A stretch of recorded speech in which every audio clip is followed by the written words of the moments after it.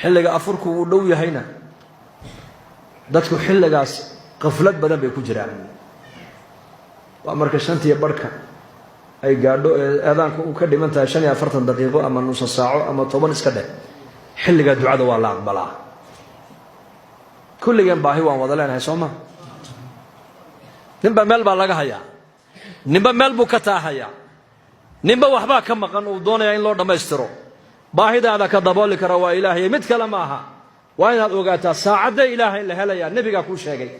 saacadaas uu nabigu ka yiri xiina yuftir للصائم با نبي دعوة نكا صائمك ايه صومن دعاء لا أقبل أيها السقنات حلما حلقا أفركو ودويه أفركو دول جوغو حلقاس قبل ذا وجيسو دعاء ذا مركا دعاء سنيسو أما أنت إلهي كبلا